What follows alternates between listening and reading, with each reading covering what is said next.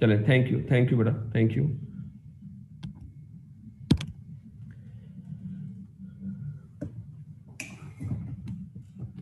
बेटा अगर आपको याद हो, हमने चैप्टर नंबर 14 शुरू कर रखा है, और चैप्टर नंबर 14 के अंदर हमने जो लास्ट डिस्कस किया था वो प्रोस्पेक्टस के बारे में था। प्रोस्पेक्टस अगर आपको याद हो, हमने क्या डिस्कस किया है कि जब भी कोई कंपनी पब्लिक एट लार्ज को शेयर इशू करना चाहती है, लेकिन पब्लिक एट लार्ज को शेयर इशू करना चाहती हो, तो हमने डिस्कस किया था कि इसको इन्फॉर्म भी करना होगा पब्लिक को कि भाई आओ हमारे शेयर्स में इन्वेस्टमेंट कर लो।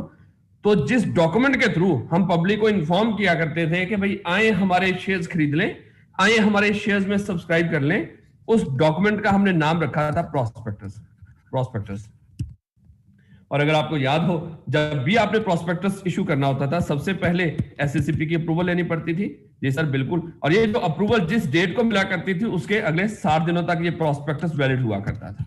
60 डेज के अंदर आप इस प्रोस्पेक्टस को इशू करना होता था, और जिस दिन अप्रूवल मिली है उसके 21 दिन से लेके, मान लो ये भी हमने डिस्कस किया था कि जिस दिन अप्रूवल मिली है उसके 21 दिन के अंदर अंदर आप यहां पे इस प्रोस्पेक्टस को इशू नहीं कर सकते। 21वें दिन से लेके 60वें दिन तक आप कहीं पर भी कभी भी इस प्रोस्पेक्टस को पब्लिश कर सकते हो।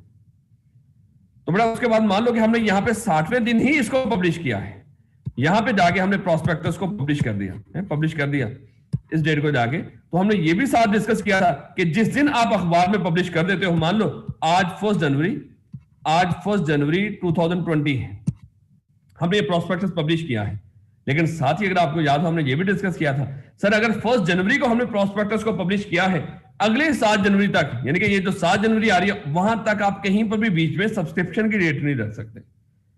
तो सर हमने ये पढ़ लिया था कि जिस दिन आपको, मान लो कि जिस दिन आपने अखबार में पब्लिश कर दिया है प्रोस्पेक्टस को, पब्लिश करने से 7वें दिन से लेके 30th डे तक आप कहीं पर भी यहां पे सब्सक्रिप्शन की डेट रख सकते थे।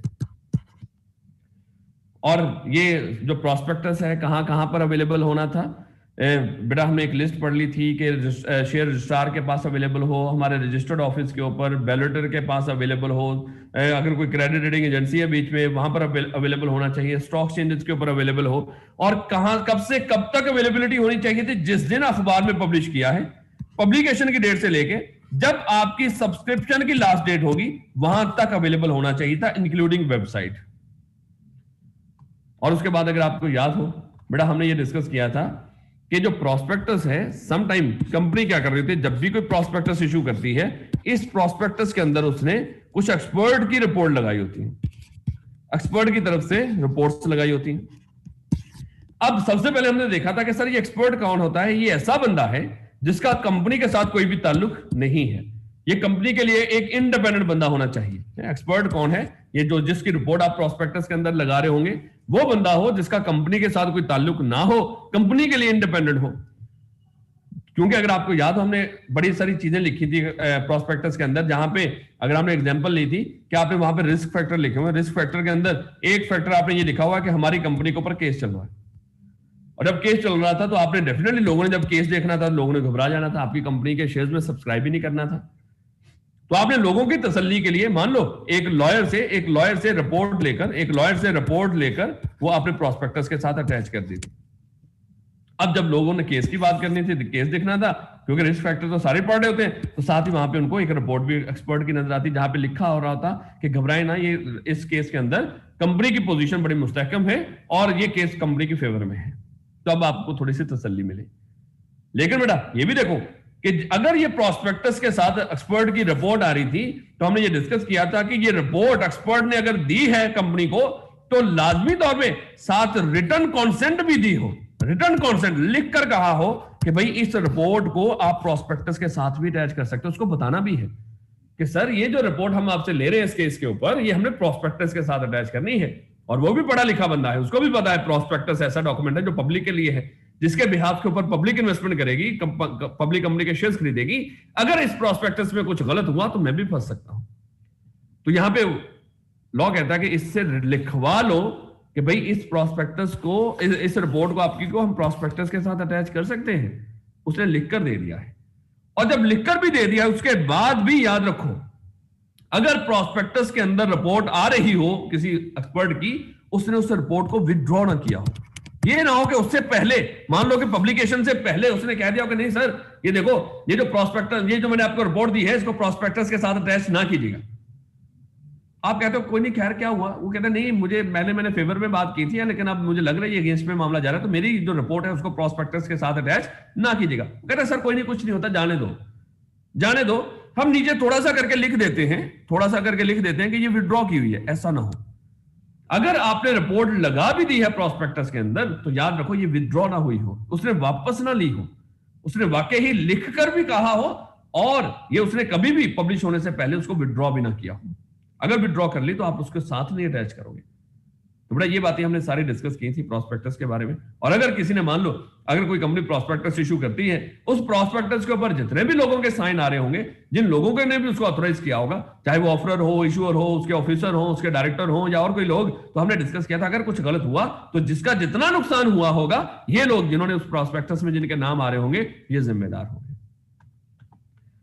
लो बेटा, हमारा आज का topic certificate of commencement of business के बारे में है, यानी कि कमेंसमेंट ऑफ बिजनेस के बारे में है। इंतहाई इंपॉर्टेंट भी है मेरे बच्चे, इसको जरा अच्छी तरह कर लीजिएगा। कमेंसमेंट ऑफ बिजनेस के बारे में हमने डिस्कस करना है। अच्छा सर, पहले नंबर पे तो हमें समझ नहीं आ रही है कमेंसमेंट ऑफ बिजनेस क्या है। भाई, कमेंसमेंट ऑफ बिजनेस का मतलब बिजनेस को शुरू करना है। तो सर क्या कोई, हमें जहां तक हमारी अंडरस्टैंडिंग है सर, उसमें यह है कि जिस दिन ये जो लोग कंपनी बनाने वाले हैं, जो प्रमोटर्स हैं, जो सब्सक्राइबर हैं, शेयर होल्डर हैं, जिस दिन सर ये कंपनी बनाते हैं, हमने डिस्कस किया था, मान लो इन्होंने जिस दिन कंपनी को इनकॉर्पोरेट किया, कंपनी एक सेपरेट लीगल एंटिटी बन गई है, इनकॉर्पोरेशन के ऊपर ही कंपनी सेपरेट लीगल एंटिटी बन गई। अब हमारी अंडरस्टैंडिंग के मुताबिक जिस दिन कंपनी बनी है, उस दिन से अपने ऑपरेशन भी शुरू कर सकती है। जिस मकसद के लिए बनी है वो मकसद भी शुरू कर सकती है। सर हमारी अंडरस्टैंडिंग तो अभी तक ये है, कैसा नहीं है, कुछ इससे कुछ उल्ट होने जा रहा है। मान लो बेटा, यहां पे कुछ थोड़ी सी मजीद हम डिस्कशन में जाने लगे हैं कि लाजमी नहीं कि जिस दिन आप कंपनी बना लो, जिस मकसद के लिए बनी हो, उस मकसद को भी शुरू कर लो।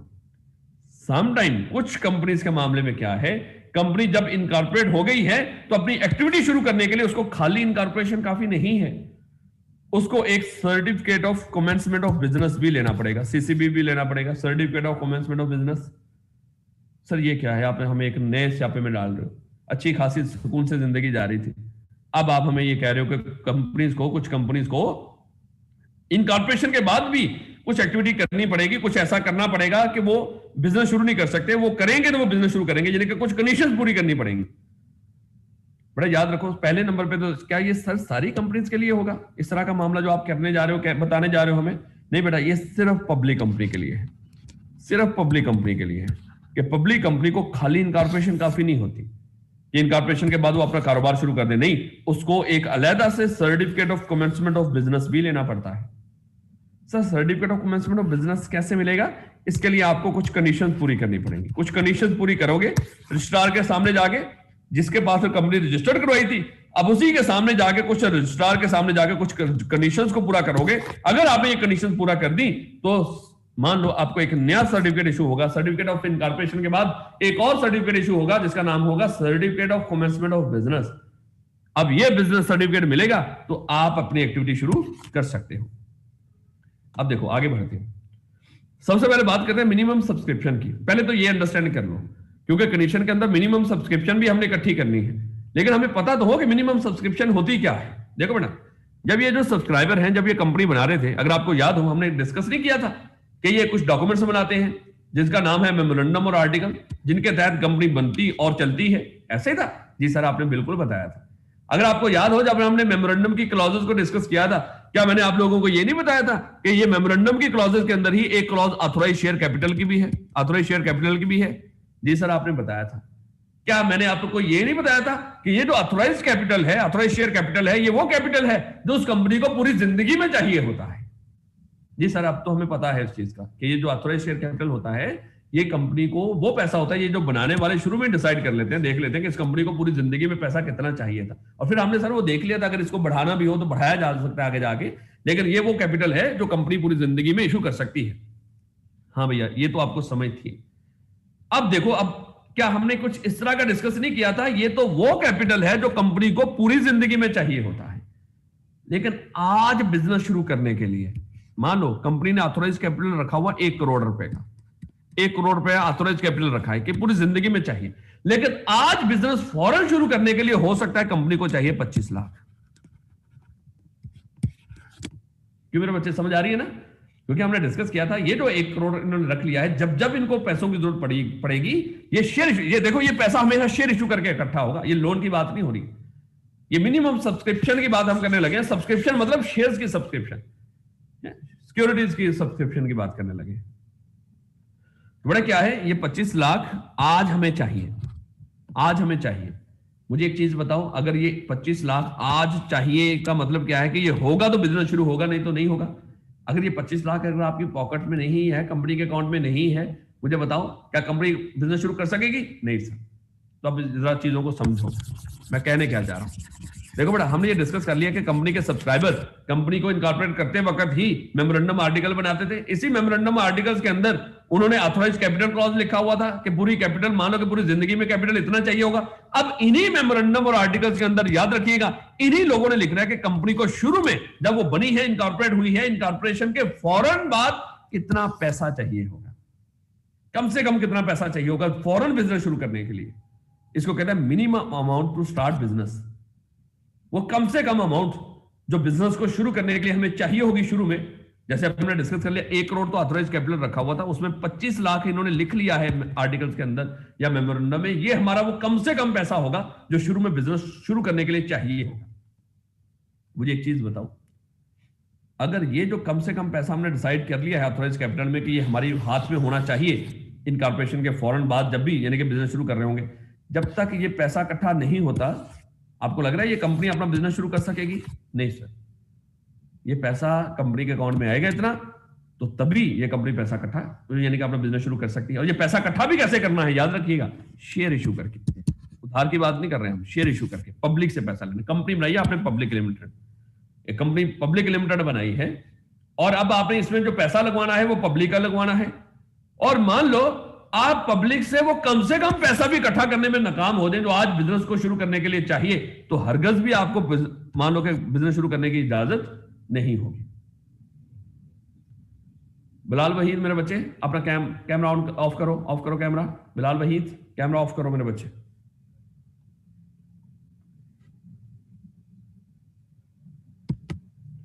लो बेटा, तो हमने ये पढ़ लिया, हमने ये सीख लिया कि भैया जब भी कोई कंपनी इनकॉर्पोरेट हो रही होती है, इनकॉर्पोरेशन के वक्त ही वो मेमोरेंडम में ऑथराइज कैपिटल लिखते हैं। ऑथराइज कैपिटल लिखते ही वो एक और चीज लिखते हैं जिसमें लिखते हैं कि कंपनी को शुरू में स्टार्टअप के लिए, बिजनेस को शुरू करने के लिए मिनिमम इतना पैसा चाहिए, और जब तक ये मिनिमम पैसा शेयर इशू करके आप इकट्ठा ना कर लो तब तक आप बिजनेस शुरू नहीं कर सकते। बेटा ये जो कम से कम पैसा हमें शुरू में चाहिए होता है बिजनेस को शुरू करने के लिए, इसको कहते हैं मिनिमम सब्सक्रिप्शन। Minimum subscription. अब देखिएगा अब हुआ क्या है, अब हम देखते हैं ये मिनिमम सब्सक्रिप्शन की डेफिनेशन क्या है। हमने इतनी सारी जो बहस की है ना, ये सिर्फ मिनिमम सब्सक्रिप्शन के लिए की है, याद रखो। कहता है मिनिमम सब्सक्रिप्शन क्या है? Minimum subscription means the amount if any fixed by the memorandum और आर्टिकल। ये वो अमाउंट है अगर आपने मेमोरेंडम और आर्टिकल में फिक्स कर ली है कि शुरू में आपको कितनी चाहिए, upon which the directors may proceed to allotment. इसका मतलब क्या है सर? देखो बेटा, हमने मिनिमम सब्सक्रिप्शन रखी 25 लाख, और 25 लाख इकट्ठा करने के लिए वो मिनिमम पैसा है जो कंपनी को चाहिए शुरू में, इसको इकट्ठा करने के लिए हमने क्या कर दिया, हमने प्रोस्पेक्टस इशू कर दिया। आपको पता है जब प्रोस्पेक्टस इशू करेंगे लोग क्या करेंगे, इन प्रोस्पेक्टस में जो एप्लीकेशन लगी होगी उसको उतारेंगे और किसी बैंक के अंदर एप्लीकेशन के साथ और पैसे के साथ अपनी एप्लीकेशन जमा कराना शुरू कर देंगे। सर ऐसा ही होगा बिल्कुल। अब क्या हुआ बेटा, आपने ये जो शेयर इशू किए हैं ये कितनी अमाउंट इकट्ठा करने के लिए किए हैं सर? 25 लाख। अगर आपके पास ये जो अप्लाई कर रहे हैं इन्होंने पैसा जमा करवाया सिर्फ 15 लाख, क्या आपकी मिनिमम सब्सक्रिप्शन इकट्ठी होगी? नहीं सर, 10 लाख कम है। तो अब क्या करोगे? क्या इन लोगों को जो 15 लाख के लिए जिन्होंने अप्लाई किया है सिर्फ उनको शेयर इशू कर दोगे? नहीं सर, नहीं करेंगे। क्योंकि देखो अगर ये 15 लाख हमें मिल भी गया है, बिजनेस तो हम शुरू नहीं कर सकते अभी, क्योंकि उसके लिए 25 लाख चाहिए था। और अगर हमने 25 लाख इकट्ठा नहीं किया तो क्या करना पड़ेगा? जो इकट्ठा भी हुआ है उससे कम उसको वापस करना पड़ेगा। इनको आप शेयर इशू कर दोगे। अब देखो दोबारा इस लाइन को पढ़ो। Minimum subscription means the amount if any fixed by the memorandum और article upon which the directors may proceed to allotment. अगर तो उतने उतने शेयर्स के लिए लोगों ने सब्सक्राइब किया, 25 लाख शेयर्स, मान लो 25 लाख के अमाउंट के शेयर्स लोगों ने सब्सक्राइब कर दिए, अब आप क्या कर सकते हो, डायरेक्टर शेयर्स को अलॉट कर सकते हैं लोगों को। लेकिन अगर 25 लाख अमाउंट तक की अलॉटमेंट ना, लोगों ने अप्लाई ना किया, तो याद रखो आप जितनी कम होगी या जितने जिन्होंने जमा करवाए होंगे बेटा, उनको शेयर अलॉट नहीं करोगे बल्कि उनका पैसा वापस करोगे। If no amount is fixed, sir हमने अगर मेमोरेंडम में लिखी ना हो, आर्टिकल में लिखी ना हो कि कितनी मिनिमम सब्सक्रिप्शन चाहिए, तो ये बात देखो कितनी कितनी जाबर किस्म की बात होने लगी है कि अगर सर हमने लिखा ही ना हो मिनिमम सब्सक्रिप्शन, तो फिर सारे का सारा शेयर कैपिटल हम ये समझेंगे ये आपकी मिनिमम सब्सक्रिप्शन है। इसलिए ध्यान से जब भी कंपनी बना रहे होंगे वहां पे मिनिमम सब्सक्रिप्शन लिख लीजिएगा कि शुरू में आपको इतना पैसा चाहिए होगा। सर अगर नहीं लिखेंगे तो जितना भी आपका शेयर कैपिटल होगा, जो ऑथराइज कैपिटल आप लिख रहे हो, वो सारे का सारा आपका मिनिमम सब्सक्रिप्शन कंसीडर होगा और आपको कंपनी के अकाउंट में वो इकट्ठा करोगे तो आप बिजनेस शुरू कर सकोगे। याद रखिएगा, क्योंकि आगे हमने पढ़ना है। मिनिमम सब्सक्रिप्शन इकट्ठी होगी, बिजनेस शुरू होगा। अगर बिजनेस शुरू होगा तो मान लो कि आप शेयर अलॉट कर सकते हो। अगर मान लो नहीं कर सकते, अभी मान लो कि आपके पास मिनिमम सब्सक्रिप्शन ही नहीं, आपके पॉकेट में उतना पैसा ही नहीं कि आप बिजनेस शुरू कर सको, तो फिर आप बिजनेस भी शुरू करने की इजाजत नहीं मिलेगी आपको। और कहते हैं ये मिनिमम जो सब्सक्रिप्शन इकट्ठी करनी है, ये other than that to be issued not for cash, क्योंकि यहाँ पे कुछ हमने नॉट फॉर कैश के लिए भी कुछ शेयर इशू कर देने, किसी से कोई प्रॉपर्टी ले लेनी है, किसी से कोई मशीन ले लेनी है, ये उसके अलावा की बात कर रहा है। उसके अलावा जितने भी शेयर्स होंगे सबको इशू करके आपने मिनिमम सब्सक्रिप्शन इकट्ठी करनी है। लो बेटा, अब ये मिनिमम सब्सक्रिप्शन की मजीद बात करते हैं। कहते हैं ये मिनिमम सब्सक्रिप्शन सर ठीक इसलिए बोला, देखो भैया कंपनी को शुरू में क्या करना होगा, बिल्डिंग खड़ी करनी होगी, है मशीनरी लेकर आनी होगी, और भी बड़ी सारे मान लो इक्विपमेंट्स खरीदने पड़ेंगे, हैं वर्किंग कैपिटल चाहिए होगा, तो उसके लिए हमें मिनिमम सब्सक्रिप्शन चाहिए। No minimum subscription no business, याद रखिएगा। अब देखिएगा बेटा, अब हम डिस्कस करने जा रहे हैं conditions for commencement of business. ये सारा हमने मिनिमम सब्सक्रिप्शन को पहले पढ़ लिया था ताकि आगे कॉन्सेप्ट आएगा उसका आपको पता हो। मजीद डिटेल अभी हम देख लेते हैं। अब हमने ये पढ़ लिया कि कोई भी पब्लिक कंपनी हो, सर हम ये पढ़ने जा रहे हैं कि कोई भी पब्लिक कंपनी हो, पब्लिक कंपनी फॉरेन इनकॉर्पोरेशन के बाद बिजनेस को कमेंस नहीं कर सकती, वो बिजनेस स्टार्ट नहीं कर सकती। तो इसको बिजनेस को स्टार्ट करने के लिए क्या चाहिए होगा, certificate of commencement of business. और certificate of commencement of business कैसे मिलेगा, ये भी हमने पढ़ना है। इसके लिए पब्लिक कंपनी को कुछ पापड़ पेलने पड़ेंगे, कुछ रिक्वायरमेंट्स पूरी करनी पड़ेगी। जब ये रिक्वायरमेंट पूरी कर लेगी, उसके बाद रजिस्ट्रार अपनी तसल्ली के बाद इनको certificate of commencement of business दे देगा। लेकिन वो रिक्वायरमेंट कौन सी है सर, बन गई है कंपनी, इनकॉर्पोरेशन के बाद कुछ मजीद करना पड़ रहा है अपना बिजनेस स्टार्ट करने के लिए। वो क्या है, सबसे पहले कंपनी ने मिनिमम सब्सक्रिप्शन इकट्ठी कर ली हो, मिनिमम सब्सक्रिप्शन इकट्ठी कर ली हो, याद रखो। और ये मिनिमम सब्सक्रिप्शन कैसे इकट्ठी करनी थी, कंपनी ने शेयर को इशू करके, यानी कि शेयर इशू करके कंपनी ने पब्लिक से मिनिमम सब्सक्रिप्शन इकट्ठी कर ली हो, चाहे पब्लिक से की हो चाहे जैसे मर्जी की हो, लेकिन शेयर इशू करके वो कम से कम पैसा जो बिजनेस को शुरू करने के लिए चाहिए था, जो आपने अपने मेमोरेंडम और आर्टिकल में लिखा था, वो कंपनी इकट्ठा करके बैठी हो। अगर इकट्ठा नहीं हुआ तो नो बिजनेस, आप बिजनेस शुरू नहीं कर सकते। एक तो बेटा मिनिमम सब्सक्रिप्शन आपने इकट्ठी कर ली हो, उसके बाद देखो बेटा, अगर आपको याद हो हमने डिस्कस किया था कि कंपनी बनाने वाले शुरू में ही कुछ लोगों का नाम दे देते हैं कि हम में से ये लोग कंपनी के डायरेक्टर होंगे। सर ऐसे ही था, ये जो डायरेक्टर है ये कंपनी के मेंबर में से बन रहे हैं, जी सर ऐसा ही था। और ये कंपनी के मेंबर्स बनते थे, ये कैसे बनते थे सर, उसके शेयर्स अपने नाम के ऊपर रखे। अगर आपको याद हमने डिस्कस किया था सब्सक्रिप्शन क्लॉज के अंदर कि भाई जो कंपनी के शेयर होल्डर हैं, उन्होंने जितने शेयर्स लिए होंगे अपने नाम के सामने लिखे होंगे। तो वहां पे ये डायरेक्टर भी तो शेयर होल्डर ही है ना, इसने भी कुछ शेयर लिए होंगे कंपनी के, जी सर बिल्कुल लिए होंगे। तो बेटा डायरेक्टर ने जितने शेयर्स लिए हैं कंपनी के या लेने का वादा कर रखा है, ये शुरू की बात हो रही है सारी की सारी बनने के बाद, डायरेक्टर ने जितने भी शेयर्स लिए या लेने का वादा कर रखा था, कैश में उतनी अमाउंट वो कंपनी को जमा करवा चुके हो।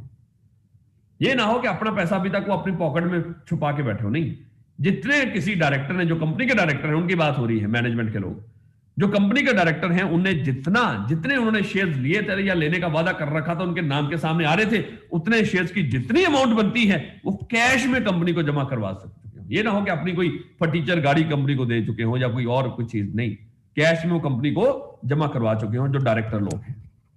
लो भैया, दो कंडीशंस होगी, यानी कि ये भी पूरी होनी चाहिए, ये भी पूरी होनी चाहिए। उसके बाद अब ये जरा थोड़ा सा समझिएगा। अगर आपको याद हो, अभी हमने डिस्कस किया था कहता है कि एप्लीकेंट्स को कंपनी पैसा वापस कर चुकी हो। अब ये कौन से एप्लीकेंट्स हैं? अगर आपको याद हो, अभी हमने डिस्कस किया था कि कंपनी क्या करेगी, कंपनी प्रोस्पेक्टस इशू करेगी और लोगों को कहेगी आओ हमारे शेयर्स खरीद लो। लोग क्या करेंगे, ये जो लोग हैं ये एप्लीकेशन जमा करवाएंगे, हैं बैंक में एप्लीकेशन जमा करवाना शुरू करेंगे, और जब वो बैंक में एप्लीकेशन जमा करवा रहे होंगे साथ वो अमाउंट भी जमा करवाएंगे अपनी। जी सर बिल्कुल ऐसे ही। अब ये जो अमाउंट जमा करवा रहे हैं ये मिनिमम सब्सक्रिप्शन के लिए करवा रहे हैं शुरू के अंदर, और कंपनी को मान लो कि बेटा 25 लाख चाहिए था, कंपनी को इकट्ठा हुआ 10 लाख, 15 लाख तो इकट्ठा ही नहीं हुआ, मिनिमम सब्सक्रिप्शन इकट्ठी नहीं हुई आपको। तो अब ये जो पैसा है ये भी आपको वापस करना पड़ेगा। ये एक जो किताब के अंदर सूरत है मैं वो भी बताता हूं आपको, लेकिन फिलहाल मैं सिंपल करके बता रहा हूं एप्लीकेंट को समझाने की, कि एप्लीकेंट्स को पैसा वापस कर चुके हो, रिपेमेंट कर चुके हो। ये कौन से एप्लीकेंट्स हैं?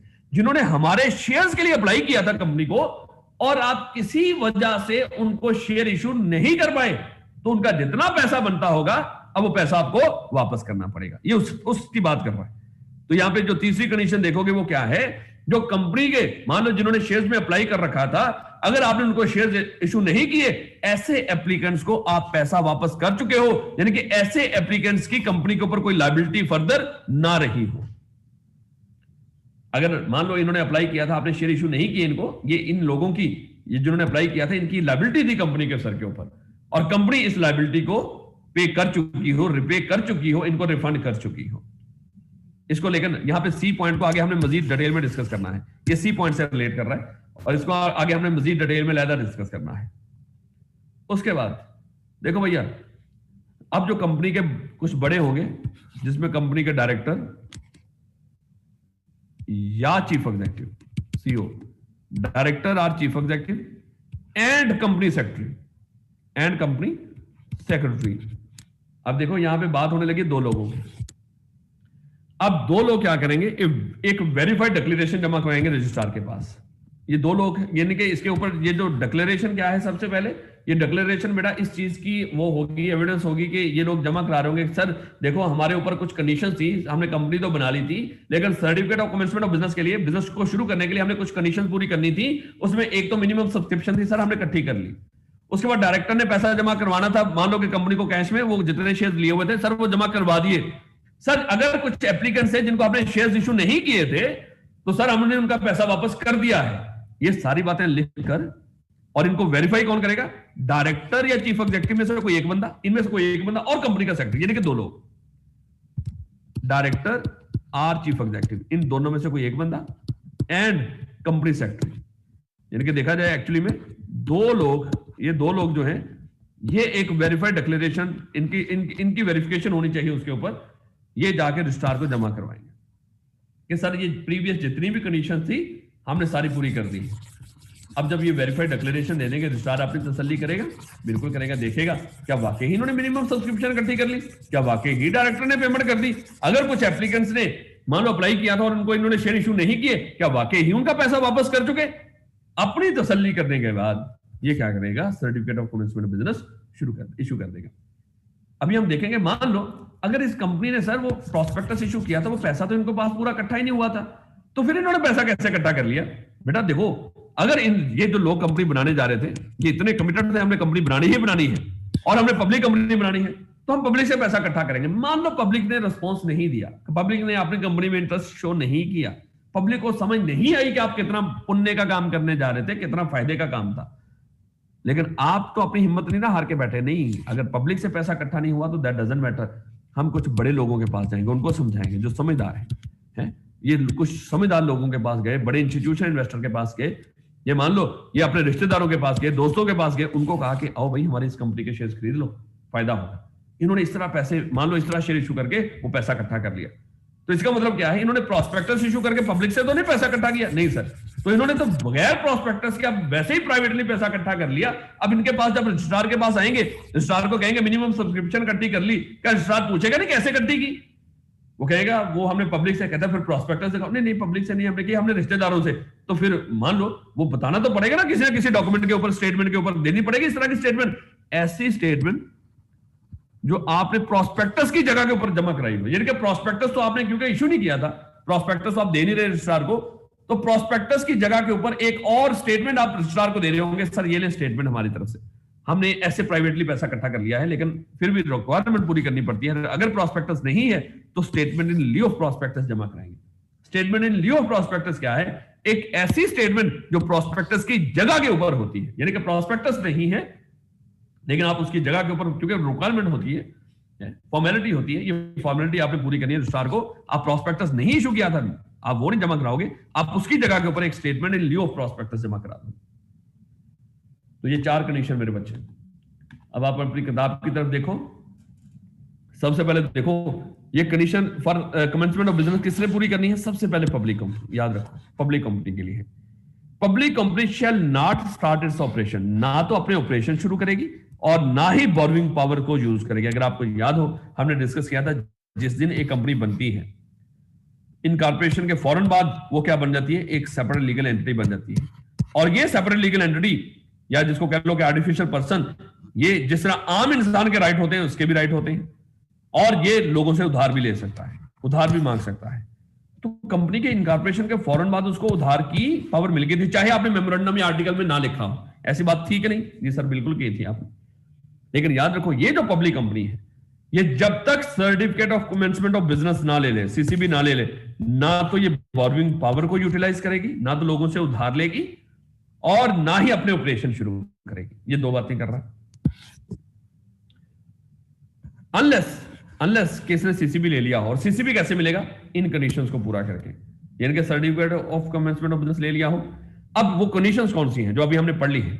Shares for cash have been allotted to an amount, cash में आपने शेयर्स अलॉट कर चुके हो, not less than minimum subscription, यानी कि मिनिमम सब्सक्रिप्शन तक जो शेयर्स बनते थे वो आप अलॉट कर चुके हो, उतना पैसा इकट्ठा कर चुके हो मिनिमम सब्सक्रिप्शन जो आपने लिखी हुई थी। और अगर नहीं लिखी थी तो फिर मिनिमम सब्सक्रिप्शन क्या होगी?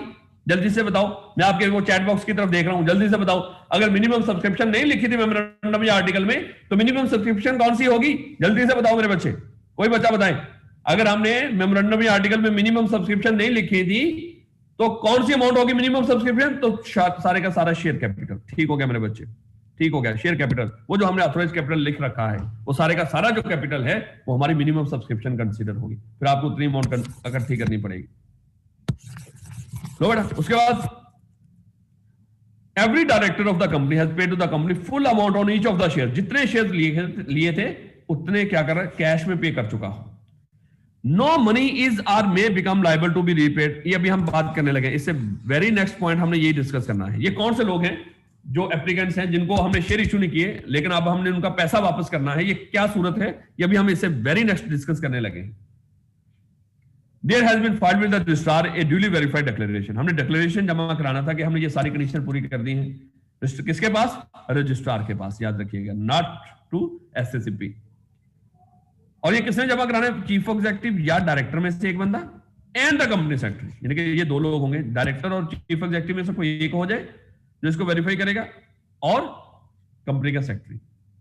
In the case of a company which has not issued prospectus, अगर आपने प्रॉस्पेक्टस इशू नहीं किया था तो पैसा जहां से भी इकट्ठा किया होगा इट्स ओके, लेकिन अब आपको एक स्टेटमेंट इन लिeu ऑफ प्रॉस्पेक्टस आप रजिस्ट्रार को जमा करा दोगे। देखें सर, हमने प्राइवेटली पैसा इकट्ठा किया है, हमने अब हम आपको प्रॉस्पेक्टस तो नहीं जमा करा सकते क्योंकि प्रॉस्पेक्टस हमने इशू नहीं किया।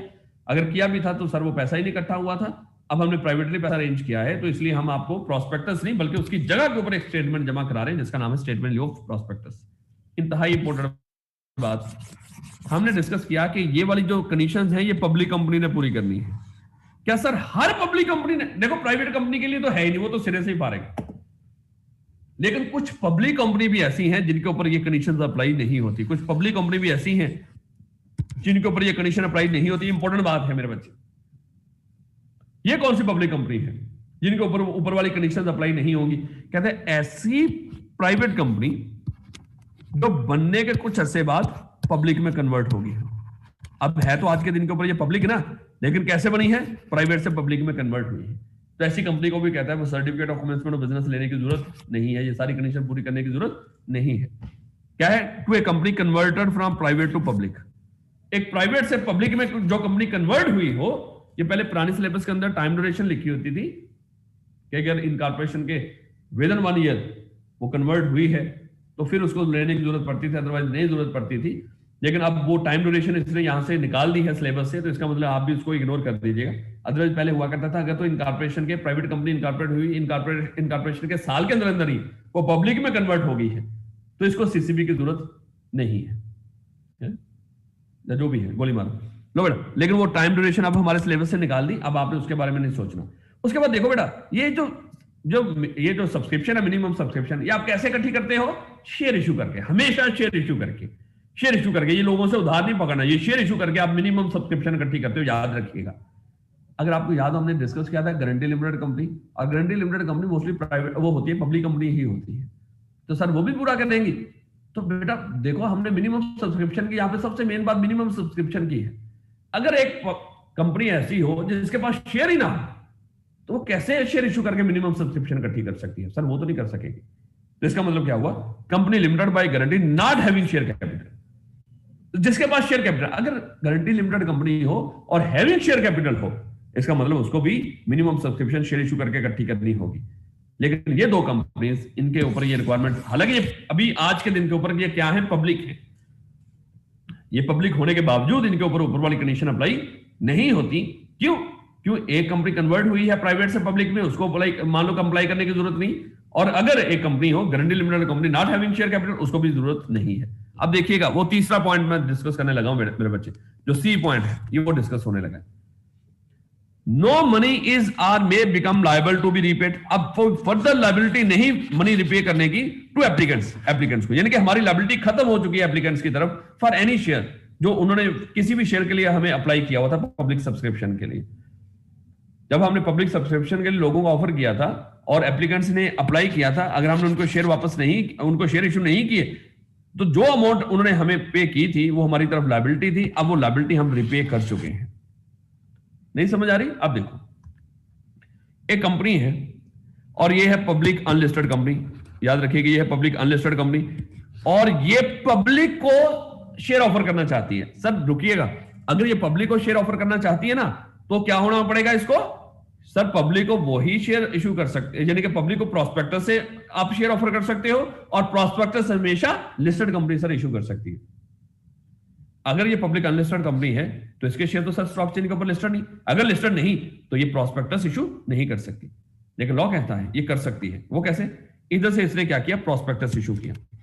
मिनिमम सब्सक्रिप्शन इकट्ठी करने के लिए इसने क्या किया? मिनिमम सब्सक्रिप्शन इकट्ठी करनी थी शेयर इशू करके और पैसा इकट्ठा करना था, इसने क्या किया? प्रॉस्पेक्टस इशू कर दिया। अब लॉ कहता है कि अगर इसने प्रॉस्पेक्टस इशू कर दिया है तो अब साथ ही इसको क्या करना पड़ेगा? स्टॉक एक्सचेंज के ऊपर लिस्टिंग के लिए भी अप्लाई करना पड़ेगा, लिस्टिंग के लिए भी अप्लाई करना पड़ेगा। अब हुआ क्या? एक कंपनी ने, अनलिस्टेड कंपनी है, उसने पब्लिक को प्रॉस्पेक्टस इशू कर दिया, आओ हमारे शेयर्स खरीद लो, और साथ ही लॉ की रिक्वायरमेंट के मुताबिक उसने लिस्टिंग के लिए भी अप्लाई कर दिया है। अब बेटा होगा क्या? चल क्या रहा होगा? लोग इस कंपनी के शेयर्स खरीद रहे होंगे। अब ये जो लोग हैं ना, इनको पता चला ये जो एबीसी कंपनी है ना, ये लिस्ट होने जा रही है, जबरदस्त भाई लिस्ट होने जा रही है, एक अच्छी कंपनी है, बड़ी कंपनी है, तो जो लिस्टिंग के लिए अप्लाई करके बैठी है, खरीद लो इसके शेयर्स। इन्होंने क्या करना शुरू कर दिया? इसके शेयर्स खरीदने शुरू कर दिए। अब अगर आपको याद हो, क्या जब ये शेयर्स खरीद रहे होंगे, यानी कि शेयर्स के लिए अप्लाई कर रहे होंगे, एप्लीकेशन के साथ पैसा जमा करवा रहे होंगे, क्या वो कंपनी को जमा करवाएंगे? नहीं सर, ऐसा थोड़ी है। आपने बताया था ये जो एप्लीकेशन मनी है, एप्लीकेशन के साथ कहां पे जमा होगी? सर बैंक के अंदर जमा होगी। तो ये लोग क्या कर रहे होंगे? बैंक में एप्लीकेशन जमा करवा रहे होंगे, साथ पैसा भी जमा करवा रहे होंगे। अब हुआ क्या? ये पैसा किस भरोसे के ऊपर जमा करवा रहे हैं? कि ये कंपनी स्टॉक एक्सचेंज के ऊपर लिस्ट होने जा रही है। अब अगर तो बेटा ये जो स्टॉक एक्सचेंज है इस कंपनी की लिस्टिंग अप्रूव कर देती है, यानी कि इसको लिस्ट कर देती है, अब ये जो एप्लीकेशन जमा हुई है, पैसा जमा हुआ है, ये कंपनी क्या कर सकती है? इस कंपनी के डायरेक्टर क्या कर सकते हैं? इस पैसे को उठा के कंपनी के लिए इस्तेमाल कर सकते हैं और लोगों को शेयर इशू कर देंगे, और पैसा इस्तेमाल कर लेंगे, ऐसे ही ना। लेकिन मान लो बेटा एडवर्स सिचुएशन भी तो हो सकती है। अगर स्टॉक एक्सचेंज ने इस कंपनी को लिस्ट करने से इनकार कर दिया, तो फिर क्या होगा? ये जो एप्लीकेशन और पैसा जमा हुआ था, ये किस बेस पर जमा हुआ था? कि ये कंपनी स्टॉक एक्सचेंज के ऊपर लिस्ट होने जा रही है, लेकिन स्टॉक एक्सचेंज ने तो इनकार कर दिया। अब क्या करना होगा? ये पैसा जो बैंक में जमा है, इन एप्लीकेंट्स को फौरन वापस करना होगा। ये आपकी लायबिलिटी है कंपनी की, जिस भरोसे के ऊपर लोगों से पैसा इकट्ठा किया था, अगर वो पूरा नहीं हुआ, यानी कि आप स्टॉक एक्सचेंज के ऊपर लिस्ट ही नहीं हुए, पब्लिक से आपने पैसा मांग लिया था प्रॉस्पेक्टस इशू करके, और प्रॉस्पेक्टस वही इशू कर सकता था जिसका शेयर स्टॉक एक्सचेंज के ऊपर लिस्ट होते, आपके शेयर तो स्टॉक एक्सचेंज के ऊपर लिस्ट ही नहीं। अगर शेयर लिस्ट नहीं है तो अब आपको क्या करना पड़ेगा? उन लोगों को जिन्होंने अप्लाई कर रखा था शेयर्स के लिए बैंक में, अब आपको उनकी एप्लीकेशन को वापस करना पड़ेगा, उनके जो पैसा था उनको वापस करना पड़ेगा। ये अब आपकी कंपनी के ऊपर लायबिलिटी। अब कंपनी क्या करेगी, उस एप्लीकेशन मनी को लोगों को वापस करेगी, यानी कि बैंक को कहेगी चल भाई आप वापस करो इसको, यानी कि कंपनी की जिम्मेदारी है। यहां तक की बात समझ आ रही? अब ये नहीं कि वो इसको अभी भी उठा के पैसे को इस्तेमाल कर लेंगे, नहीं सर। अब होगा क्या, आप देखो ना, ये कंपनी तो इन्होंने बनाई थी और ये पैसा पब्लिक से इकट्ठा करने जा रहे थे, प्रॉस्पेक्टस इशू कर दिया, साथ लिस्टिंग के लिए भी अप्लाई कर दिया था। अनफॉर्चुनेटली लिस्टिंग तो हो नहीं सकी, और जो पैसा था इसका, मान लो जो पैसा बैंक में पड़ा हुआ था, वो तो हमने लोगों को जो एप्लीकेंट्स उनको वापस कर दिया, वो तो उनको वापस करना पड़ गया, रिफंड करना पड़ गया, रिपे करना पड़ गया। अब ये कैसे कंपनी क्या खत्म? नहीं भाई, खत्म क्यों? कमिटेड लोग हैं, उन्होंने कंपनी चलानी ही चलानी है। अगर पब्लिक से पैसा इकट्ठा नहीं हो सका तो कोई नहीं, हिम्मत नहीं हारी, प्राइवेटली पैसा इकट्ठा करना शुरू कर दिया। कुछ बड़े बड़े इंस्टीट्यूशन इन्वेस्टर के पास गए, इधर उधर गए, यार दोस्तों रिश्तेदारों के पास गए, शेयर इशू किए, पैसा इकट्ठा कर लिया और बिजनेस शुरू कर सकते हैं। आप प्रॉस्पेक्टस नहीं, statement on Leo of prospectus जमा कराएंगे तो स्टार्ट। आई होप कि ये बात समझ में आई होगी, आई होप कि ये बात समझ में आई होगी। पॉइंट सी को हमने डिस्कस किया है, आगे मजीद इसकी रीड आउट कर लेते हैं। Whenever the company issues shares or debentures, यानी कि कोई भी सिक्योरिटी हो to the general public, it is required to go get those shares or debentures listed on the stock exchange. अगर prospectus के थ्रू जनरल पब्लिक को आप share offer करते हो, वो शेयर स्टॉक एक्सचेंज के ऊपर लिस्ट होने चाहिए। द प्रोसीजर क्या है? कंपनी इशू करती है prospectus and fix date for payments, यानी कि वो सब्सक्रिप्शन की डेट भी रख देती है। प्रॉस्पेक्टस इशू किया हमें पता है, उसमें सब्सक्रिप्शन की डेट भी आती है। A date from for payment from applicants against its security and simultaneously, और साथ ही वो अप्लाई कर देती है स्टॉक चेंज के ऊपर भी लिस्टिंग के लिए। यानी कि इधर से कंपनी ने प्रॉस्पेक्टस इशू किया और सब्सक्रिप्शन की डेट रख दी, साथ ही उसने स्टॉक चेंज के ऊपर लिस्टिंग के लिए अप्लाई कर दिया। अब लोगों ने क्या करना शुरू कर दिया, पैसा डिपॉजिट करना शुरू कर दिया बैंक के अंदर, एप्लीकेशन जमा करानी शुरू कर दी कि लिस्टेड कंपनी बनने जा रही है, खरीदो इसके शेयर। कंपनी वेट करेगी, अब ये पैसा यूज नहीं करेगी, company wait for the listing from exchange and provide any further information. अगर कोई लिस्टिंग, मान लो स्टॉक एक्सचेंज ने कोई डेफिशिएंसी इशू कर भी दी, ये उस डेफिशिएंसी को पूरा करेंगे और अपने आप को लिस्ट कराएंगे। अगर तो उन्होंने लिस्ट करा लिया, the company is given certificate of listing and it can now use the money of applicants. अब वो पैसा जो इकट्ठा हुआ एप्लीकेंट्स का, वो यूज कर सकती है कंपनी, अगर इसके जो शेयर्स हैं वो स्टॉक एक्सचेंज के ऊपर लिस्ट हो गए। अगर ना हुए, if listing is refused, The money from applicants must be repaid forthwith. फौरन वो पैसा वापस करना है। ये वो पॉइंट सी में भी पैसा वापस करने की बात कर रहा है मेरे बच्चे। Until such money is repaid, company shall not allow to be commence business. जब तक ये पैसा वापस नहीं होता, कंपनी को बिजनेस शुरू करने के लिए हरगिज भी इजाजत नहीं मिलेगी। क्योंकि हो सकता है उसने प्राइवेटली शेयर ऑफर करके वो पैसा तो इकट्ठा कर लिया हो, मिनिमम सब्सक्रिप्शन, लेकिन जब तक इन एप्लीकेंट्स का पैसा वापस नहीं होता, कंपनी को मान लो बिजनेस शुरू करने की इजाजत नहीं मिलेगी। अब acceptance and registration of documents by registrar. अब ये जितनी भी कंडीशन पूरी करनी थी, वो मिनिमम सब्सक्रिप्शन इकट्ठी कर ली, डायरेक्टर से पैसा इकट्ठा कर लिया, उसके बाद एक वेरीफाइड डिक्लेरेशन जमा करवा दी, एप्लीकेंट्स को पैसा वापस कर दिया। ये सब कुछ हम फाइल करेंगे रजिस्ट्रार के पास, और इसको मान लो कि कौन वेरीफाई कर रहा होगा, डायरेक्टर और चीफ एग्जीक्यूटिव में से एक बंदा और सेक्रेटरी। हमने ये फाइल कर दिए डॉक्यूमेंट्स कंपनी के पास, उसके रजिस्ट्रार के पास। The acceptance and registration of document shall be a conclusive evidence.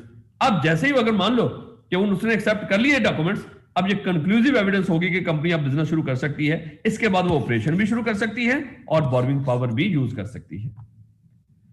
अगर ना हमने ये रिक्वायरमेंट्स पूरी की, पेनल्टी क्या है?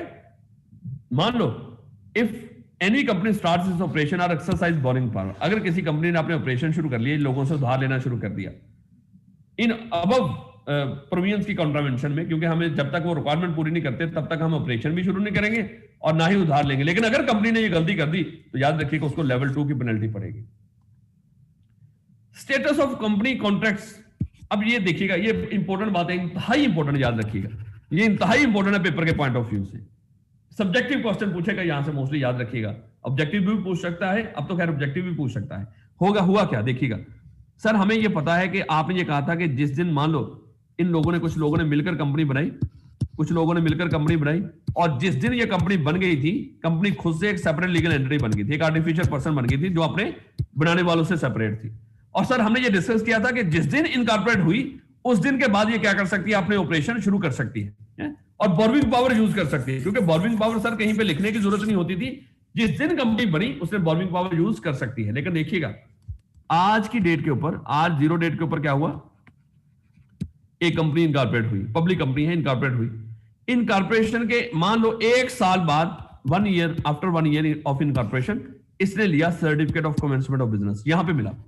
कंपनी इनकॉर्पोरेट हुई है 1 जनवरी 2020 को, certificate of commencement of business मिला है बेटा 31 दिसंबर 2020 को, 31 दिसंबर 2020 को यहां पे certificate of commencement of business मिला है।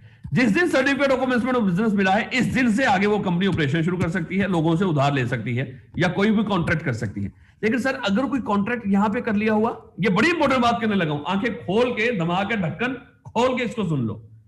सर अगर ये certificate of commencement of business लेने से पहले कंपनी ने कोई कॉन्ट्रैक्ट कर लिया हो, किसी सप्लायर से कॉन्ट्रैक्ट कर लिया, किसी बैंक से कॉन्ट्रैक्ट कर लिया उधार लेने का, कोई भी कॉन्ट्रैक्ट कर लिया हो, सर उसकी क्या हैसियत होगी? बेटा याद रखो, अगर आपने कंपनी की मैनेजमेंट ने certificate of commencement of business लेने से पहले पब्लिक कंपनी के मामले में कोई कॉन्ट्रैक्ट कर लिया, उस कॉन्ट्रैक्ट को याद रखिएगा, वो कॉन्ट्रैक्ट कंपनी के ऊपर एप्लीकेबल नहीं होगा। सर जिस दिन वो जिसको सीसीबी मिल गया, अगर तो फिर क्या होगा? अगर तो सीसीबी मिल जाता है, certificate of commencement of business मिल जाता है, तो ये सारे कॉन्ट्रैक्ट जो पहले भी हुए थे, चाहे वो certificate of commencement of business लेने से पहले भी हुए थे, वो कंपनी के ऊपर अब एप्लीकेबल होंगे। अब देखिएगा वो क्या कह रहा है, इस लाइन को समझ लो मेरे बच्चे, बड़ी इंपॉर्टेंट बात है। क्या कह रहा है? Any contract made by the company before the date at which it is entitled to commence business. यानी कि हमने डिस्कस किया था कि एक कंपनी आज इनकॉर्पोरेट हुई है, पब्लिक कंपनी, ये बिजनेस शुरू करने के लिए कब इंटाइटल होगी? जब इसको सीसीबी मिलेगा। यानी कि कब हक मिलेगा बिजनेस शुरू करने का? जब उसको सीसीबी मिल जाएगा, certificate of commencement of business मिलेगा। लेकिन सर इससे पहले अगर इसने कोई कॉन्ट्रैक्ट कर लिया, ये कॉन्ट्रैक्ट की हैसियत क्या होगी? बड़ा वाज़ेह लफ्ज है, यही यूज कीजिएगा पेपर के अंदर, ये प्रोविजनल होगा। और वो एमसीक्यूज के अंदर पूछ सकता है कि जो कॉन्ट्रैक्ट कंपनी ने certificate of commencement of business लेने से पहले किए हो, उनकी हैसियत क्या होगी? परमानेंट होंगे, हैं? वो मान लो कि वो वैलिड होंगे, वो बिल्कुल मान लो कि वो कंपनी के ऊपर लागू होंगे, कुछ भी इस तरह की बात हो सकती है। और साथ ही लिखा होगा प्रोविजनल ओनली, ये प्रोविजनल होंगे, याद रखिएगा। प्रोविजनल का मतलब क्या है? Shall not be binding on the company, ये कंपनी के ऊपर बाइंडिंग नहीं। हाँ, अगर तो मान लो कंपनी ने सीसीबी ले लिया है, अब ये पहले होने वाले कॉन्ट्रैक्ट भी कंपनी के ऊपर बाइंडिंग कंसीडर होंगे। एंड ऑन दैट डेट, जिस दिन उसने ले लिया certificate, date it shall become binding, ये बाइंडिंग हो जाएंगे। अगर सर मिले नहीं शुरू से, तो उसके लिए कंपनी की मैनेजमेंट ही जिम्मेदार होगी, कंपनी जिम्मेदार नहीं होगी। कंपनी तब से अपने मामलों के लिए जिम्मेदार होगी, चाहे उससे पहले भी हुए हो, जब उसको सीसीबी मिल गया। अगर सीसीबी मिला ही नहीं, पक्की पक्की रिफ्यूजल होगी, तो ये जितने कॉन्ट्रैक्ट आपने पहले किए हैं, इसके लिए मैनेजमेंट जिम्मेदार है, कंपनी जिम्मेदार नहीं होगी। बड़ी इंपॉर्टेंट बात है बेटा, हमने डिस्कस की है। आखिरी बात, कब कब प्रॉस्पेक्टस इशू होगा और कब कब स्टेटमेंट इन लिeu ऑफ प्रॉस्पेक्टस। अगर तो बेटा आपने जनरल पब्लिक को इन्वाइट किया, यही हमने डिस्कस किया था, जब भी आप जनरल पब्लिक को इन्वाइट कर रहे होंगे, प्रॉस्पेक्टस इशू कर रहे होंगे। और ये कब हो सकता है? जब आप स्टॉक एक्सचेंज के ऊपर लिस्टेड हो। No invitation to the public, अगर आप पब्लिक को इन्वाइट नहीं कर रहे, तो आपको प्रॉस्पेक्टस जमा कराने की जरूरत नहीं होती, इशू करने की जरूरत नहीं होती। उसकी जगह के ऊपर आप रजिस्ट्रार को एक स्टेटमेंट जमा करा दोगे, जिसका नाम भी यही है, स्टेटमेंट इन लिeu ऑफ प्रॉस्पेक्टस, की ऐसी स्टेटमेंट जो प्रॉस्पेक्टस की जगह के ऊपर है। इशू है prospectus but could not obtain listing on stock exchange, वही जो अभी हमने बात की थी, अनलिस्टेड कंपनी है, उसने प्रॉस्पेक्टस इशू कर दिया, साथ ही स्टॉक एक्सचेंज के ऊपर भी अप्लाई कर दिया। अगर वहां से रिफ्यूजल हो जाती थी, तो बेटा क्या करेगी? जितनी अमाउंट जमा हुई थी, वो अमाउंट फौरन से एप्लीकेंट्स को वापस कर देगी। ये बात हमने की थी। और स्टेटमेंट लिeu ऑफ प्रॉस्पेक्टस जमा करा देगी। बेटा ये आज की डिस्कशन। अब जरा देखिएगा, कल बेटा हमारी क्लास नहीं होगी, हम टेस्टों में थोड़ा सा पीछे चले गए। याद रखिएगा, कल हमारी क्लास नहीं होगी बेटा, हमारे चैप्टर नंबर 14 का टेस्ट होगा। चैप्टर नंबर 14 का टेस्ट होगा, और ये टेस्ट होगा ऑब्जेक्टिव टाइप, ये ऑब्जेक्टिव टाइप होगा। कल 4 बजे से लेके 4 PM से लेके अगले दिन है, अगले दिन मान लो कि संडे को आप 11 बजे तक दिन के 11 बजे तक आप टेस्ट अटेम्प्ट कर सकते हो। कल शाम 4 बजे से लेके संडे को 11 बजे तक आप टेस्ट अटेम्प्ट कर सकते हो। और लाजमी कीजिएगा, लास्ट जो टेस्ट हुआ है, मेरा ख्याल है कि अभी मुझे वो बता रहा था सर, सिर्फ 125 बच्चे ने दिया है। तो बेटा हमारी जो तादाद है, अगर वो देखी जाए, तो मेरा ख्याल है कि वो 250 बच्चा है, प्री वाला जो बच्चा है, पोस्ट वाला निकाल के। तो बेटा इसका मतलब है हमारे आधे बच्चों ने भी टेस्ट नहीं दिया, और आप अपना नुकसान कर रहे हो, मैं आपको बता रहा हूं। तो बेटा लाजमी टेस्ट दीजिएगा। कल हमारी क्लास नहीं होगी, अब एक लेक्चर रह गया चैप्टर नंबर 14 का, इंशाल्लाह मंडे को इसको खत्म करेंगे, और उसके बाद ट्यूसडे से इंशाल्लाह हमारा चैप्टर शुरू हो जाएगा, चैप्टर नंबर 15। और याद रखो, हमने 15 तारीख तक 15 दिसंबर तक इंशाल्लाह इसको हमने खत्म करना है कंपनी लॉ को। अपना बहुत सारा ख्याल रखिएगा मेरे बच्चे। अल्लाह हाफिज।